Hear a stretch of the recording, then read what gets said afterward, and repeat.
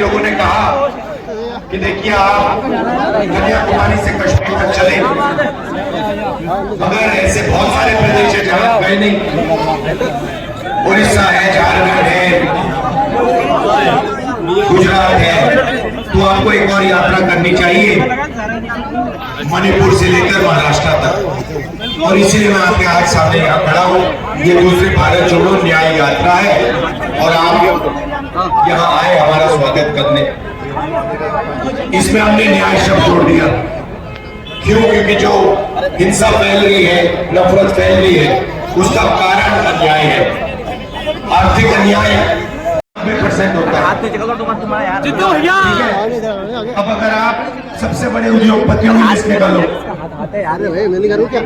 बड़ी बड़ी कंपनियों में जो मैनेजमेंट, सीनियर मैनेजमेंट है, उसकी लिस्ट निकालो, उसमें आपको 90% का एक नहीं मिलेगा। मीडिया में देखो, आपको एक बड़ा हाथ नीचे करो, तुम्हारा ये हाथ नीचे करो, पिछड़े वर्ग का पत्रकार नहीं मिलेगा, एक दलित पत्रकार नहीं मिलेगा, एक आदिवासी पत्रकार नहीं मिलेगा। टीवी चैनल में एंकर देखो, आपको एक पिछड़ा नहीं दिखेगा। वहां मालिकों की लिस्ट निकालो, वहां पे 90% में से आपको एक नहीं मिलेगा। ब्यूरोक्रेसी में जाओ, IAS अफसर है। यहाँ भी मध्य प्रदेश में भी सीनियर जो ब्यूरोक्रेट्स हैं 60-70 होंगे, 80 होंगे, वो मध्य प्रदेश के बजट को बांटते हैं। लिस्ट निकालो, उसमें आपको 90% का कोई नहीं मिलेगा। और अगर कोई मिलेगा तो वो छोटी सी मिनिस्ट्री पे उसको मतलब कोने में परे करके रख देंगे। तो ये है सामाजिक अन्याय और ये हर संस्था में हो रहा है। आप प्राइवेट अस्पतालों में तुम मेरे बीच में बोल रहे हो यार। मालिकों की लिस्ट निकालो, वहां आपको 90% में से कोई नहीं मिलने वाला। प्राइवेट कॉलेजेस, यूनिवर्सिटीज, इनके मालिकों की लिस्ट निकालो, एक आपको पिछड़ा नहीं मिलेगा, एक दलित नहीं मिलेगा, एक आदिवासी नहीं मिलेगा, एक माइनॉरिटी नहीं मिलेगा और एक गरीब शेड्यूल कास्ट का भी नहीं मिलेगा। तो हो क्या रहा है, 3-4% लोगों ने कब्जा कर रखा है और उसके अंदर कोई घुस नहीं सकता। सबसे ऊपर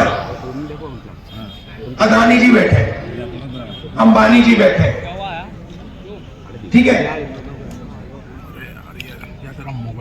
30-40 ब्यूरोक्रेट है। बीच में लाया था, पूरा का पूरा निर्णय वो लेते हैं। सुबह उठते थे, रनिंग करते थे, वर्जिश करते थे, अंदर जाते थे। सेना उनको गारंटी देती थी, कहती थी देखिए आप में देशभक्ति की आग है, आप देश के लिए शहीद होने के लिए तैयार हो तो हम आपकी रक्षा करेंगे।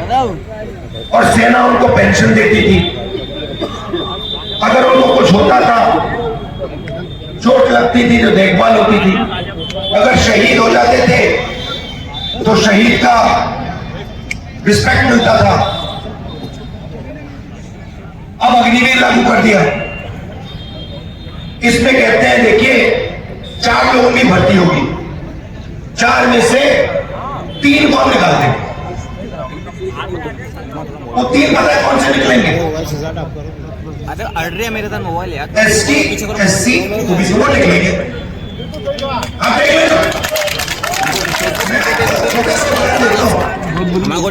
मैं आंकड़े निकालता हूं। कोविड के समय अग्निवीर से पहले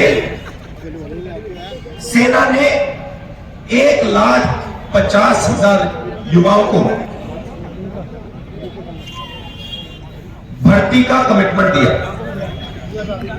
1,50,000, ठीक है। उनके नाम मेरे पास है। आईडी नीचे करना। कोविड आता है, उनको कहते हैं देखिए अभी कोविड आया है, आपकी भर्ती अभी नहीं होगी, थोड़ी देर में कर देंगे,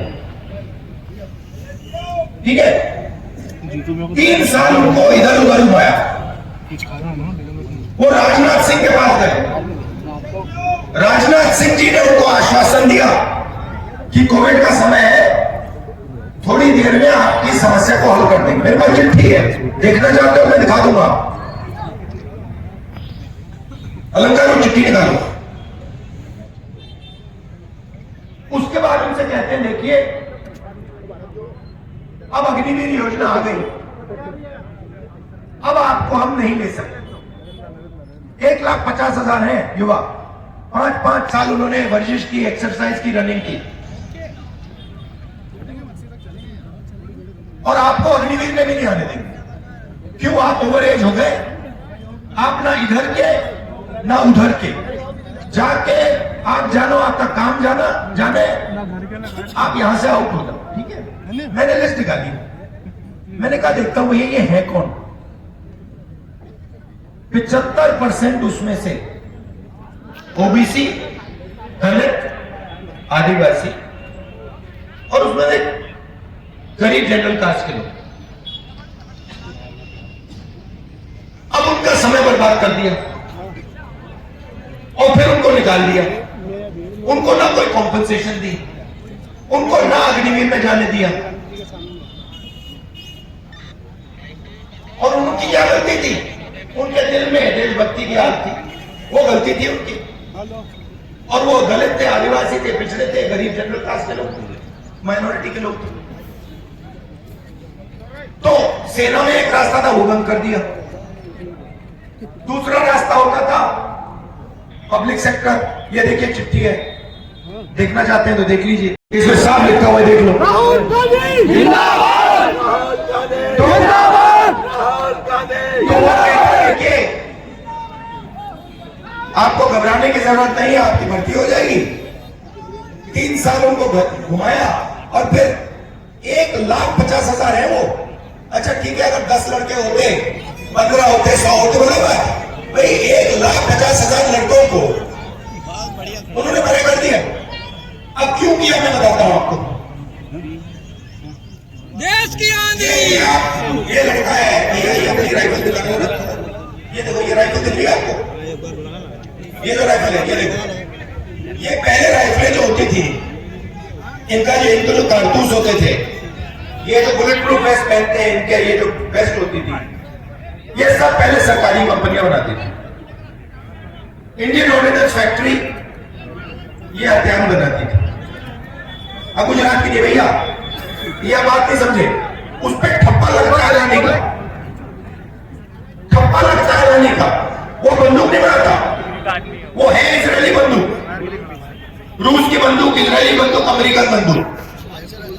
पहले क्या होता था, हिंदुस्तान की सरकार राइफल खरीदती थी, कॉन्ट्रैक्ट जाता था इंडियन ऑर्डिनेंस फैक्ट्री को। उसमें आप लोगों की भर्ती होती थी, बाद में लगाऊंगा, दलित, आदिवासी, पिछड़े, गरीब, जनरल कास्ट के लोग। अब क्या हुआ, HAL, BHEL, Indian ordnance factory, इन सबको ये परे कर रहे हैं। और ये आप लोगों को बात समझ नहीं आ रही है, मैं बताऊं, क्योंकि ये आपकी पूंजी है, ये आपका है। अगर हवाई जहाज HAL बनाएगा तो उसमें भागीदारी आपकी होगी। क्यों? क्योंकि आपके लोग HAL में काम करेंगे। अगर हिंदुस्तान पेपर कागज बनाएगा, उसमें भागीदारी आपकी होगी। क्यों? क्योंकि उसमें आपको नौकरी मिलेगी। ये राइफल जो पहले बनती थी, उसमें आपका फायदा होता था, आपके लोग जाके काम करते थे, करोड़ों नहीं करते थे, मगर 50,000, 60,000, 1,00,000 जाते थे अंदर, उनकी जिंदगी बन जाती थी। अब क्या हो रहा है, ठप्पा अदानी का लग रहा है। जवानों को कहा जा रहा है भैया तू अग्निवीर बनेगा, मरेगा, शहीद होगा तो तुझे शहीद का दर्द नहीं मिलेगा, पैसा नहीं मिलेगा, तुझे ना पेंशन मिलेगी, तुझे ना कैंटीन मिलेगी, कुछ नहीं मिलने वाला। ब्रांडिंग पूरी की पूरी अदानी की होगी, हथियार इजराइल की टेक्नोलॉजी से बनेंगे, पैसा वो अदानी बनाएगा, आपके हाथ 1 रुपया नहीं पड़ने वाला। तो पब्लिक सेक्टर का रास्ता बंद कर दिया। अब भैया एक काम करो, आप अदानी जी की कंपनी की लिस्ट निकालो, उसमें पता लगाओ उनकी फैक्ट्रियों में, उनकी कंपनी में, उनकी मैनेजमेंट। तो पब्लिक सेक्टर का रास्ता बंद कर दिया। अब तीसरा रास्ता क्या था आपका? तीसरा रास्ता था एग्जाम करो, पुलिस में जाओ, पटवारी, सरकारी नौकरी करो। अब उसमें उन्होंने नई चीज चालू कर दी। आप सुबह उठो, आपके बच्चे सुबह उठे, पढ़ाई करें, 2-3 साल पढ़ाई करें, फिर एग्जाम का समय आता है, गरीब बच्चा इस साइड देखता है, वही 2-3-4% लोग सुबह आते हैं, उनके मोबाइल फोन पे 2-3 दिन पहले पेपर आ जाता है। आप लोग देखते हो, वो मजे से मोबाइल फोन पे उनका पेपर होता है।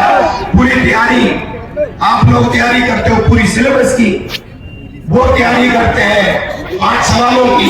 पूरी तैयारी 5 सवालों की, आपकी पूरी सिलेबस की बन गया, तो ये भी रास्ता बंद कर दिया। राहुल जी एक सवाल है, देश में आरक्षण और संविधान के ऊपर खतरा है, क्या कहना चाहेंगे आप? देखिए, हमारी पॉलिसी बिल्कुल क्लियर है। सुनिए, आपने सवाल पूछा तो अब सवाल का जवाब सुनो, है ना? हमारी पॉलिसी बिल्कुल साफ है। सामाजिक अन्याय के खिलाफ क्रांतिकारी कदम, जाति। आप यहाँ चोट थी, डॉक्टर ने आपसे पहली बात क्या कही? एक्सरे। पहली बात कही, देखो भैया, सबसे पहले इलाज के पहले हमें पता लगाना है तेरे हुआ क्या। थोड़ी आईडी भी कर लो आप। ये देखो खड़ा हो जाए।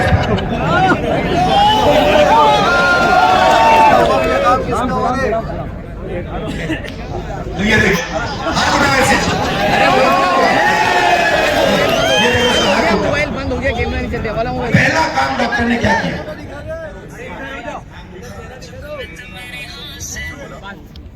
ओपीडी बनाई, नाम लिखा, जितेंद्र बोलते नाम लिखा सर, फिर एक्सरे का बोला, फिर एक्सरे लिया, फिर उसने कहा भैया इसमें फ्रैक्चर है, और फिर उसने कार्रवाई की, ये प्लास्टर लगाया। ये प्लास्टर उसने इतना अच्छा नहीं लगाया, मुझे लग रहा है बीजेपी वाले ने किया ही। कांग्रेसी से कराते तो चमकता हुआ है, सॉलिड प्लास्टर लगता। तो बैठिए, तो नहीं, यहाँ बैठो भैया, यहाँ बैठो भैया मत प्रश्न। थोड़ा सा तो हमारा कहना है, डेटा का जमाना है, 21वीं सदी का जमाना है, डेटा का जमाना है। अरे यार तो हल्दी कर रही है आप, आगे यार। डेटा का जमाना है दादा, तुम तो थोड़ा अब और खुल लो यार। अब जैन भैया खड़ा उधर, कोई दिक्कत नहीं। दुकान में होगा पिछड़े को चोट लग रही है, दलितों को लग रही है, आदिवासियों को, माइनॉरिटी को, गरीब जनरल कास्ट को लग रही है, वो तो दिख रहा है। अरे कहाँ ऊपर जाओगे, गाड़ी में बैठोगे क्या जाके? कारण क्या है? कहाँ जाओगे? इसके पास देना है क्या? अंबानी के पास कितना धन है? अदानी के पास कितना धन है? हर जात के पास ये जो सोने की चिड़िया है हिंदुस्तान है। क्रांतिकारी कदम है। देखिए, हम कांग्रेस पार्टी में हम क्रांतिकारी काम करते हैं, हम आपका टाइम जाया नहीं करना चाहते। अनेकता में एकता वाला देश। कॉन्स्टिट्यूशन दिया आपको, संविधान दिया, उसकी लड़ाई में कांग्रेस पार्टी आपके साथ मिलकर लड़ी, आजादी दी। वहां पे आपको उस टाइम बीजेपी नहीं दिखी होगी, आरएसएस नहीं दिखे, वो भगाए थे, वो सब कर चले गए। वो वहां पे मतलब अंग्रेजों के साथ खड़े थे। कोई आजादी की लड़ाई में, उसके बाद हरी क्रांति, आजादी की लड़ाई में 2 तरह के लोग थे। Revolution, bank nationalisation, mobile phone, जंग में ये गए। सारे के सारे क्रांतिकारी काम जो ना मारते थे वो संग में गए। और अगला क्रांतिकारी काम जाति जनगणना होगा और इसके बाद आप देखना गरीबों को पता लग जाएगा, गरीबों को डेटा मिल जाएगा। हमारे को दबाया जा रहा है, मारा जा रहा है, कितना अन्याय हमारे साथ हो रहा है। बीजेपी ने कहा भैया एमएसपी तो किसान को तो दे नहीं सकते। नंबर याद रखो, 2700 नंबर याद रखो। कांग्रेस पार्टी ने किसानों का 70,000 करोड़ रुपए कर्जा माफ किया था। उसमें हम कितना पैसे देते हैं? 65,000 करोड़ हमने मनरेगा चालू किया। 5 साल बाद किसान हमारे पास आए, उन्होंने हमें कहा देखिए राहुल जी, मनमोहन सिंह जी, आप मजदूरों की मदद कर रहे हो, आप उनको मनरेगा ले रहे हो, आपने हमारी मदद क्यों नहीं की? और हमने कहा देखिए आपने बिल्कुल सही बात बोली है, मनरेगा हमने मजदूरों को दिया, किसानों का हम 70,000 करोड़ रुपए कर्जा माफ करेंगे, लीजिए चेक लीजिए घर में। और किसानों ने पूरे देश में पटाखे बजाए, ठीक है। अब देखिए कहीं जीतते हैं और कुछ नहीं है। आप तो हम जगह मत करो रे। अब देखिए 70,000 करोड़ रुपए मनरेगा को 1 साल चलाने के लिए पर यार। ठीक है। नरेंद्र मोदी जी ने हिंदुस्तान के सबसे बड़े अरबपतियों का 50 लोग हैं, 50 यार दादा कितना 1600 करोड़ किसने बोला? 16 लाख करोड़। अब आप कहोगे यार ये राहुल गांधी 16 लाख करोड़ तो कह गया, मगर हमें ये समझ नहीं आई कितना है, क्योंकि ऐसा नंबर है ये सिर्फ अल्लाह नहीं समझ सकता है, हमारे पास नहीं। तो मैं आपको समझाता हूं, नरेंद्र मोदी जी ने 20-25 लोगों को 24 साल का मनरेगा पकड़ा, 24 साल का, जो हम 1 साल में देते हैं 24 गुना उन्होंने उनको दे दिया। ये फोटो मारू क्या? अच्छा, अब आप कहोगे ठीक है भाई उद्योगपति है, तो मैं आपसे पूछूं भाई पैसा कैसे आया? जनता का कौन सी जनता? कौन सी? ये 90% सब पे जीएसटी लगा दी, सब पे। जीएसटी हिंदुस्तान का सबसे अमीर व्यक्ति अदानी अगर शर्ट खरीदता है तो वो उतनी ही जीएसटी देता है जितनी हिंदुस्तान का सबसे गरीब आदमी देता है। अगर आप जाके हिंदुस्तान के सबसे गरीब आदमी को ढूंढो और उसे कहो भाई एक काम कर जाके शर्ट खरीद, अगर वो 500 रुपए की शर्ट खरीदेगा, 300 रुपए की शर्ट खरीदेगा, तो 18% वो देगा, 18% अदानी देगा। अदानी की आमदनी करोड़ों रुपए की, लाखों करोड़ रुपए की, इसकी आमदनी 3-4 हजार रुपए की है, मगर जीएसटी एक देंगे। तो जीएसटी आप देते हो, जीएसटी आप देते हो, पैसा सरकार के पास जाता है, ठीक है।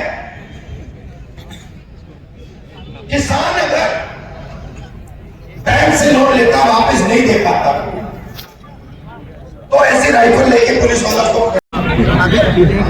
और अगर अदानी जी या हिंदुस्तान का सबसे बड़ा उद्योगपति बैंक से लोन लेता कहता है मैं वापस नहीं दूंगा, तो वही पुलिस वाला जाके कहता है साहब ऐसे करिए आप एक और बैंक ले लीजिए।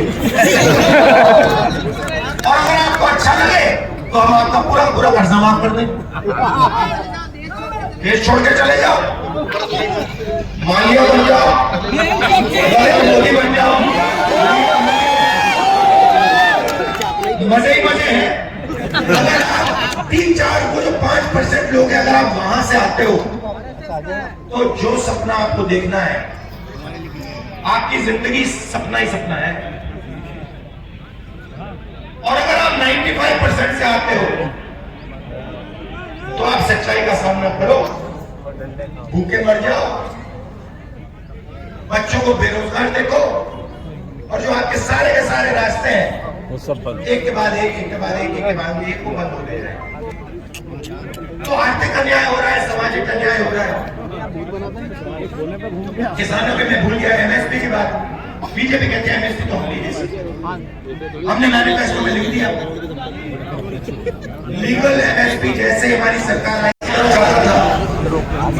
अन्याय का जमाना है, अन्याय की सरकार है और नुकसान आपका हो रहा है। अरे सरकार एमपी की सरकार ने 27 ये जो बेरोजगार के बाद घूम रहे हैं, ये जो ये मोबाइल फोन में आप कितने घंटे, एक दिन में कितने घंटे लगाते हैं? सच बोलो। बिजनेसमैन, अच्छा। आम युवा 6-7 घंटे मोबाइल फोन पे रील्स देखते हैं, 6-7 घंटे गाड़ी के पास देखता रहेगा रील। और भैया ये जो फोन है जिसपे वो रील देख रहा है, बनाया किसने? ये चाइना के युवा ने, चाइना के युवा ने बनाया और हिंदुस्तान के अरबपतियों ने चाइना का माल हिंदुस्तान में बेचा,